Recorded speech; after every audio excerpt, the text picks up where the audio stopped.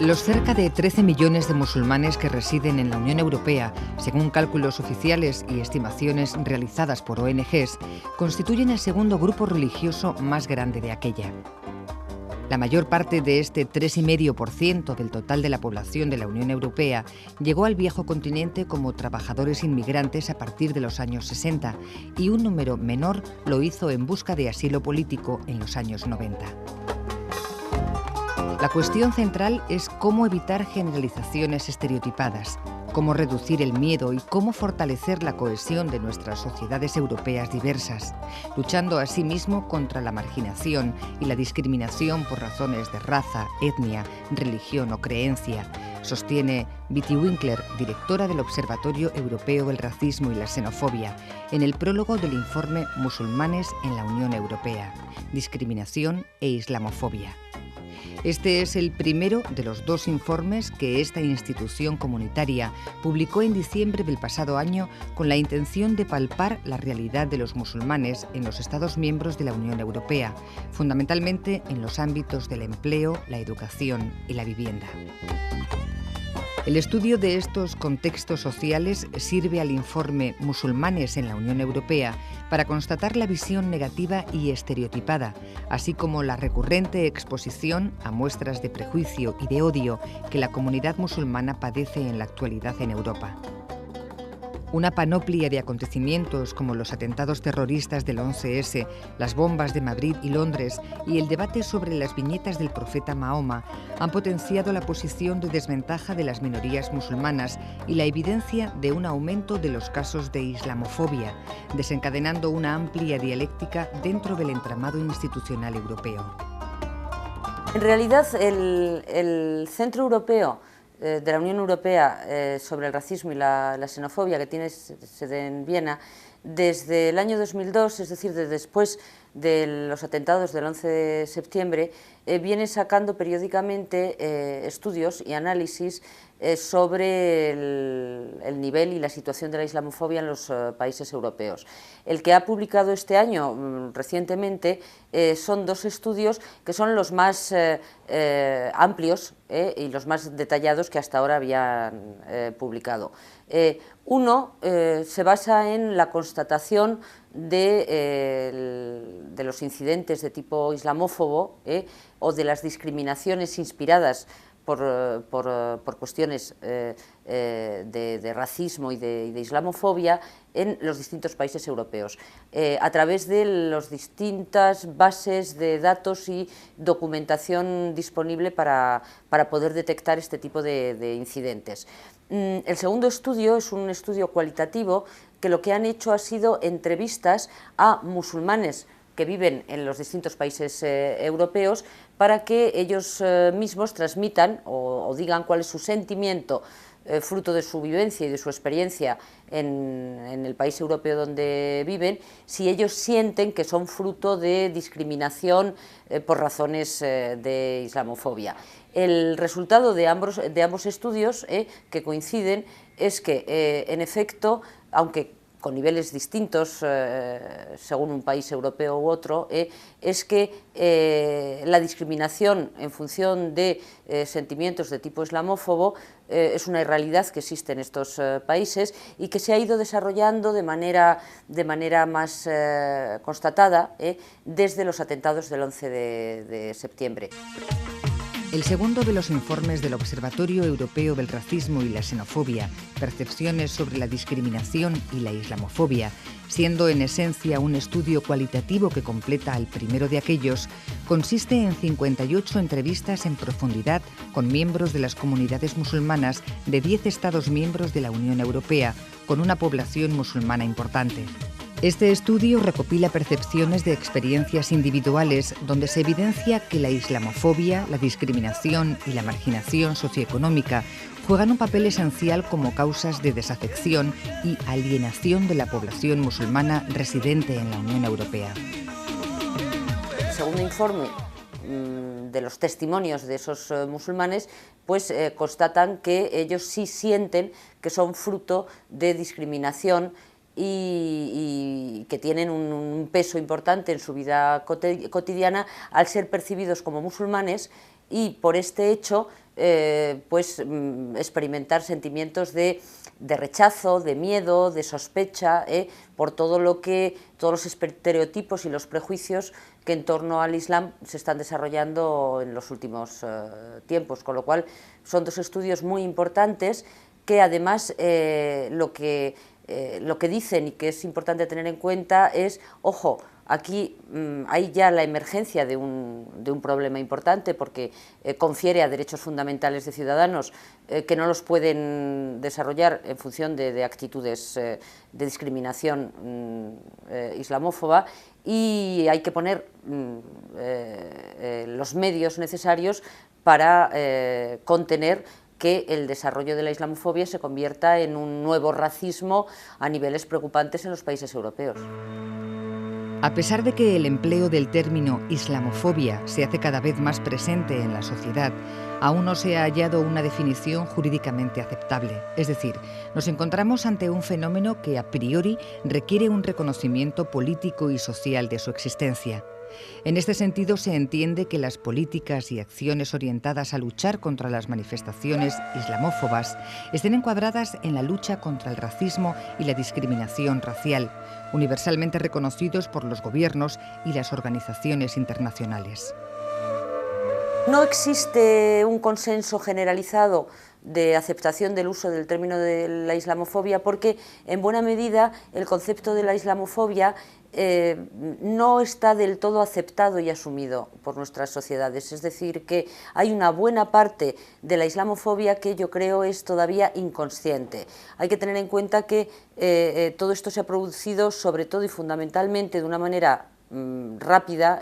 a partir de los atentados del 11 de septiembre en adelante. De manera que en muy buena parte la sociedad lo que ha ido interiorizando es una especie de defensa preventiva hacia los musulmanes, bueno, pues fruto de la centralidad mediática en torno al hecho terrorista, que muchas veces pues, puede hacer pensar que el terrorismo es un elemento más identificador de la globalidad que no de unos individuos muy concretos. Esa focalización en los conflictos en Oriente Medio, que siempre transmiten sobre todo lo más extremo y lo más radical, que no es en absoluto la mayoría, pero oculta a la gran mayoría pacífica y silenciosa. El resultado de todo esto es que ese sentimiento de miedo, de rechazo hacia los musulmanes como potenciales sospechosos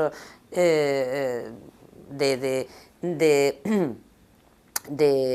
fuente de violencia o de fanatismo o células terroristas, ha ido generando un sentimiento de defenderse preventivamente de ellos. En fechas muy recientes, el gobierno español creó, con la vocación de desarrollar políticas de integración de los inmigrantes, una dirección general para este cometido, de la que asimismo emanó el Observatorio Español del Racismo y la Xenofobia. Dependiente de la Secretaría de Estado de Inmigración y Emigración, el mencionado observatorio se arroga funciones de estudio y análisis en materia de lucha contra el racismo y la xenofobia en nuestro país. El Observatorio Español del Racismo y la Xenofobia era una unidad cuya creación estaba prevista en el artículo 71 de la Ley Orgánica de Derechos y Libertades de los Extranjeros en España, que es la ley que regula pues, todos los temas de extranjería, inmigración, etc. Aunque esta previsión databa del año 2000, es decir, su creación debía haberse efectuado en el año 2000, es verdad que no se ha abordado la puesta en marcha del Observatorio de Racismo y Xenofobia hasta el año 2005. En el año 2005, bueno, empezó a montarse esta unidad, el observatorio, y las funciones que tiene son en principio las que le atribuye la ley, que son de estudio y análisis de los fenómenos de racismo y xenofobia, elaboración de informes independientes, incluso formulación de recomendaciones. La ley es muy escueta en cuanto a las funciones que le atribuye al observatorio, pero es cierto que por el lugar donde se enmarca y por las competencias que tiene la Dirección General de Integración de los Inmigrantes, que es la dirección general de la que depende el observatorio, bueno, pues hemos intentado que las competencias del observatorio no se ciñeran exclusivamente a los temas de racismo y xenofobia, sino que se ampliaran al punto de vista de la discriminación por el origen racial o étnico, porque nos parecía que era una perspectiva que iba a enriquecer mucho más el trabajo del observatorio. El Observatorio Español del Racismo y la Xenofobia se erige como un instrumento esencial para discernir las variables que, nacidas del impacto del fenómeno migratorio en nuestra sociedad, han de tenerse en cuenta para la consecución de la igualdad de trato de las personas inmigrantes y su no discriminación por origen racial o étnico. En este sentido, el observatorio debe aportar un enfoque sobre la situación del racismo y la xenofobia en España, compilando las distintas iniciativas que a nivel nacional se desarrollan en este ámbito. La función del observatorio es obtener datos para poder ofrecer un diagnóstico a la Dirección General de Integración, que es la unidad de la que depende, de la Secretaría de Estado de Inmigración y Emigración, sobre la situación de la discriminación por origen racial o étnico en nuestro país. A partir de aquí, bueno, pues como somos muy nuevos, lo que hemos ido es un poco explorando, nuestro primer trabajo ha sido explorar cuál era la situación de los datos sobre racismo y xenofobia en España o de las fuentes de información que nos pudieran dar datos para poder dar ese diagnóstico sobre la situación en España del racismo y la xenofobia. Para esto, uno de los referentes del observatorio ha sido el Observatorio Europeo de Racismo y Xenofobia, que es una entidad que viene trabajando desde el año 97 a nivel europeo, que depende de la Comisión Europea, de los que nosotros somos el punto de contacto de esta entidad en España, de este observatorio en España, y bueno, hemos mirado hacia su trabajo para ver un poco por dónde empezar, porque en España no había ningún antecedente de un observatorio de este tipo, ni a nivel regional, ni a nivel local. Según un informe encargado por la Secretaría de Estado de Inmigración y Emigración, en nuestro país existe un rechazo hacia las manifestaciones abiertas de racismo. No obstante, el informe, elaborado en diciembre de 2005, mediante encuesta telefónica a 2.400 personas mayores de 18 años residentes en España, subraya que han sido identificadas por los expertos nuevas formas de racismo, nuevas modalidades más encubiertas y refinadas de canalizar los prejuicios y las discriminaciones por motivos étnicos o raciales. En esta labor de exploración hemos contado con expertos de todas las áreas que habían venido trabajando en los temas de discriminación para un poco investigar cuál era la situación de los datos y de la información que había disponible, ver qué lagunas podíamos tener a la hora de hacer ese diagnóstico. Y las conclusiones que hemos obtenido de todo ese trabajo, yo diría que la más importante, hemos obtenido varias conclusiones, pero desde mi punto de vista la más importante es que para poder ofrecer un diagnóstico sobre la situación del racismo y la xenofobia tenemos que ir a fuentes de datos muy distintas. Es decir, no nos podemos conformar con hacer una encuesta sobre la opinión de los españoles en materia de racismo y xenofobia, que eso es lo que hasta ahora hemos hecho, entre otras cosas, sino que además hay que hacer un análisis de otras realidades que nos pueden dar una visión de cuál es la situación en España. Por ejemplo, hemos hecho también un estudio sobre el tratamiento de los medios de comunicación, del tema de la inmigración, que yo creo que nos da bastante luz sobre cuál es la situación en España, cuál es la visión que tiene la población, porque al final no solo la extraemos de la opinión que la propia población nos muestra en la encuesta, en el estudio que hemos hecho, sino también de lo que los medios van transmitiendo. Nuestra relación histórica con el Islam ha acumulado toda una serie de percepciones negativas dominadas por prejuicios y estereotipos. El fanatismo, el fundamentalismo y la irracionalidad son los valores que domeñan el mundo musulmán, según la visión más tendenciosa de Occidente. Para quienes merodean este reducto ideológico, occidentales y musulmanes representan totalidades culturales ajenas y antagónicas. Lo árabe, lo musulmán, es percibido como ajeno, separado y sin valores en relación con lo occidental. La cuestión de los prejuicios y de los estereotipos con respecto al Islam, a los musulmanes, al mundo árabe islámico, tiene una trayectoria que es larga, es decir, que con respecto a los estereotipos y los tópicos, todo esto tiene una construcción histórica que es larga, porque hay que tener en cuenta que son nuestro otro más significativo. por razones históricas, por razones de lazos, de relaciones, y muchas veces el otro más significativo no sirve para ser mejor conocido, sino para ser más estereotipado. El problema está en que, junto a esa especie de memoria histórica colectiva que hemos acumulado con estereotipos, tópicos, prejuicios hacia el mundo árabe y musulmán, desde los atentados del 11 de septiembre, es decir, desde la aparición del fenómeno terrorista, que corresponde a unos individuos y unos grupos muy concretos, minoritarios, pero que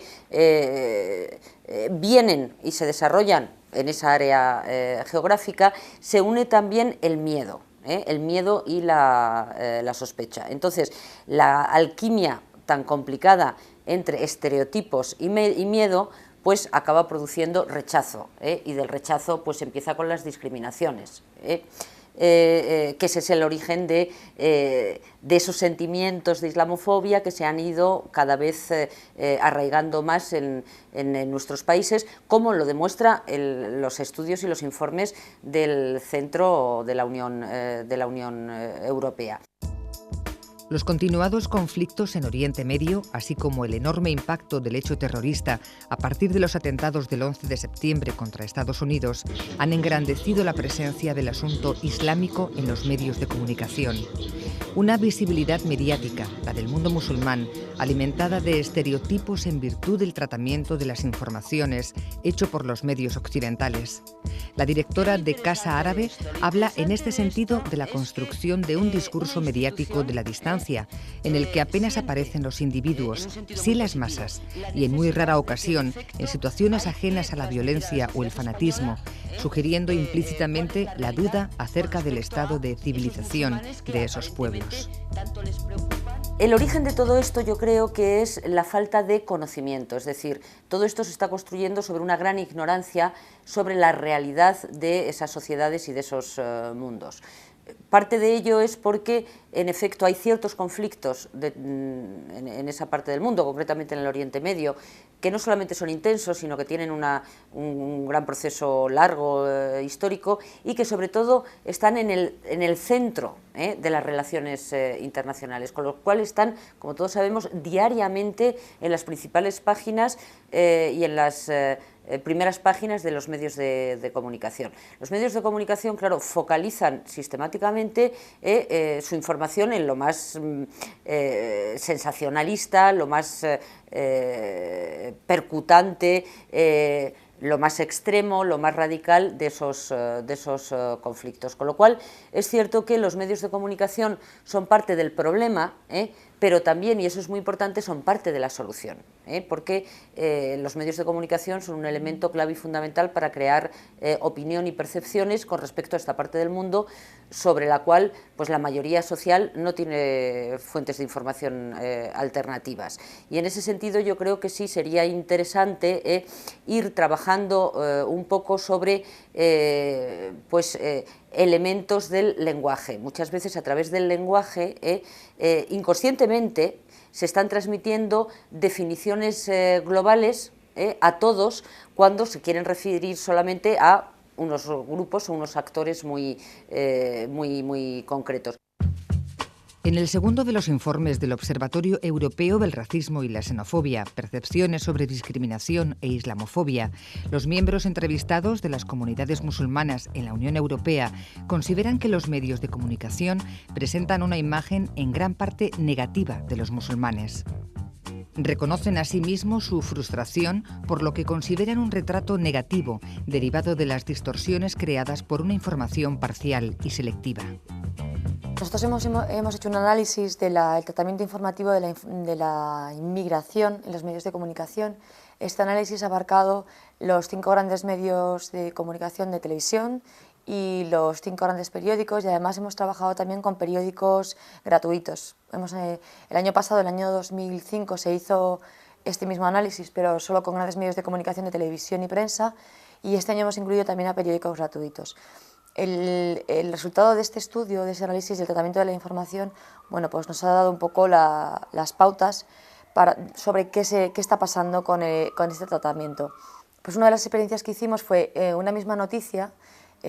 Una de ellas fue la detención, si recordáis, en mayo del año pasado de una serie de senegaleses y bueno, que hubo un forcejeo con la policía, etcétera. ¿Cómo habían tratado las distintas cadenas de televisión esa misma noticia? Bien, pues intercambiamos las imágenes de unas cadenas y otras y no se distorsionaba para nada el discurso. Es decir, que era tan homogéneo el tratamiento que cualquier imagen valía para cualquiera de las cadenas. Eso nos llamó muchísimo la atención porque pues eso nos da a entender que el tratamiento es unipolar de la inmigración, que al final se utilizan mucho imágenes de archivo, imágenes de agencias, también porque las televisiones, los profesionales no disponen de otro material, o sea, no es una crítica a los profesionales, y los profesionales se manejan con los medios que tienen. Pero claro, eso tenemos que saberlo y lo tienen que saber las televisiones, bueno, los medios de comunicación. Otra de las conclusiones pues, es que las recomendaciones sobre tratamiento, sobre el lenguaje no se seguían, las recomendaciones sobre la necesidad de encuadre de la noticia, es decir, no hablar de números sin explicar en qué contexto están esos números. No podemos decir que han venido 3.000 inmigrantes, 2.000, 5.000, sin decir en cuánto tiempo, durante cuántos meses, qué comparación con el año anterior, porque entonces es una cifra que simplemente alarma a la población. Hay determinadas palabras que deberían evitarse, como avalancha, y no se evitan, no solo no se evitan, sino que se abusa de ellas. Para la directora del Observatorio Europeo del Racismo y la Xenofobia, Betty Winkler, los medios de comunicación pueden desempeñar un papel importante a la hora de promover el entendimiento mutuo entre comunidades de distintas religiones y creencias, culturas y tradiciones. Los medios de comunicación, prosigue, tienen mucho que ganar con un acercamiento a la sociedad civil y a las organizaciones confesionales para contrarrestar los estereotipos. La necesidad de informar también sobre la sociedad normal y pacífica y sobre los individuos, no solo las masas revolviéndose en esa parte del mundo de sus conflictos. Claro, hay muchas resistencias, pero también hay una normalidad y un interés por lo que buena parte de esos ciudadanos están haciendo en sentido muy positivo, que es luchar por sus derechos fundamentales, luchar por empujar procesos democratizadores, empujar por innovar en términos sociales a sus sociedades, etcétera. Entonces pedir también un poco el esfuerzo de mostrar la parte más oculta, más real y más plural y diversa y más normal que existen en esas sociedades. Ahora bien, como decía, esto no puede ser solo responsabilidad de los medios de comunicación, porque claro, los medios de comunicación tienen también unos objetivos de información claros que van a ir siempre al conflicto, y a lo más, por lo tanto, sensacional en la información. Hay que hacer un trabajo global, desde instituciones, por ejemplo, como la nuestra, como Casa Árabe, que tiene un objetivo claro y fundamental, que es transmitir conocimiento, es decir, luchar contra la ignorancia. El problema son las ignorancias, es el verdadero choque, el de las ignorancias, y entonces aportar conocimiento. En una próxima entrega del programa UNED abordaremos, teniendo como apoyatura documental el ciclo ¿Qué presente y qué futuro para Oriente Medio?, desarrollado en la actualidad por Casa Árabe a lo largo de varias tribunas, la situación geopolítica de Oriente Medio y las perspectivas futuras de los principales países que lo componen: Siria, Líbano, Irak, Palestina.